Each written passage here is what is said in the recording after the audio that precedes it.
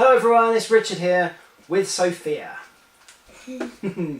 Welcome back to our Prusa i3 kit build of the machine, and my daughter Sophia is building up this machine and I'm giving her a little bit of help and often making mistakes. So I think you're doing a great job and I'm doing not such a great job.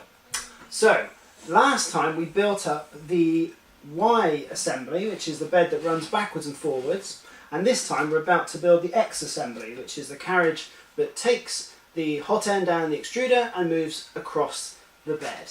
So we're about to do that. How did we get on with this one? Was it okay? Yeah. Yeah, I think it was pretty straightforward, wasn't it? The instructions were really good.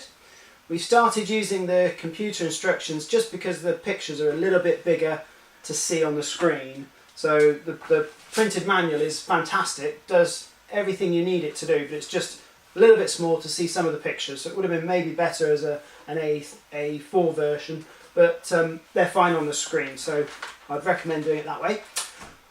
We have to try and get this built fairly soon because you want to print out things for Halloween, don't you? And we have been printing out a few things on the assembled Prusa i3. And what did we print yesterday? We did... frog.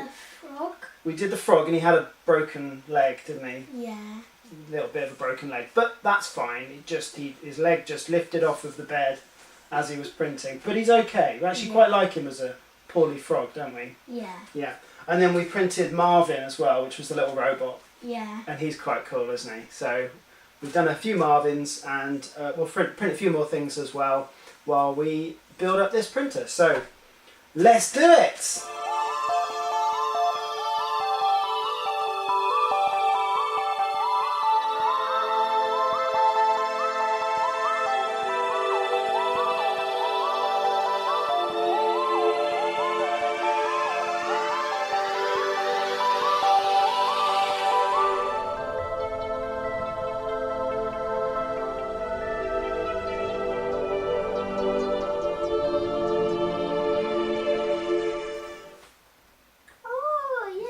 You're done. So that was really easy, wasn't it? Well, yeah. So we have the assembled X carriage all done. I thought that was great. Very easy to follow. Not a problem at all. So we've got the little bearing in there where you know that's where the belt is going to go and it will attach to this. And we made sure that that clicks the little switch, didn't we? Yeah. You did a great job of that.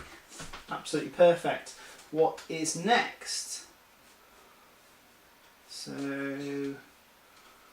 okay, that is good. So now, we'll just go back. We've done the X carriage. Oh, it's the Z-axis assembly. So we can put this on to the main part of the printer and the bit that goes up and down. Want to do that next? Yeah. And, look at that flying monkey. Look, so big flying monkey over there. Oh, Daddy. No. Flying monkey. Oh, Daddy. Oh, no. I knew you were going to do that.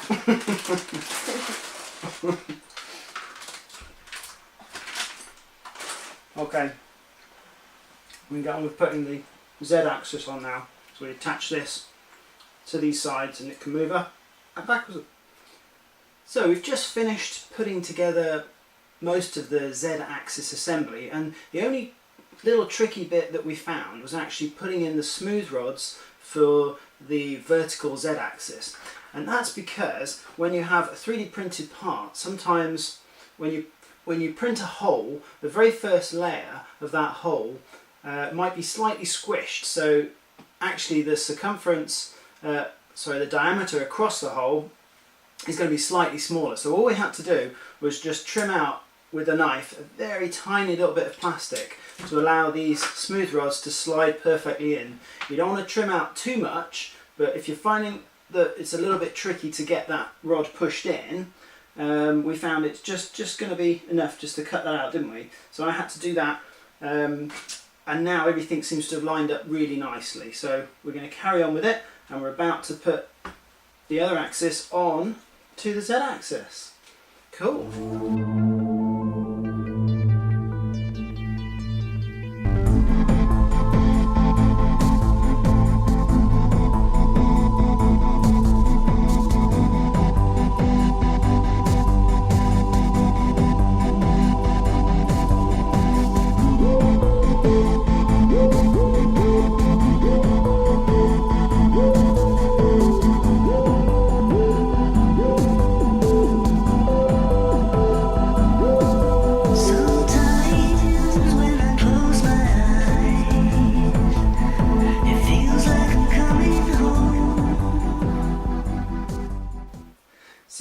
step 26, and that means we're all done. Yeah. All done. So we've just done the Z-axis assembly, which again was very easy, wasn't it? Very straightforward. Very We put our Z motors in, and the motors are actually even labelled left and right. They're printed on the motors, which is great because the cables are slightly different sizes, so it's brilliant that they're even labelled up. The only issue we had, slight issue getting the smooth rods in, but that was no real problem, was it? And we tidied up all the cables along the bottom. We've now got the X and Y axis in, and we've put the belt on here and it's tensioned quite nicely. So that's all working.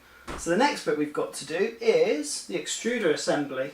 And that's the bit that goes on there that does your printing. So this is starting to look a lot like a 3D printer now, isn't it? Yeah, brilliant. Okay, well let's get on and do that.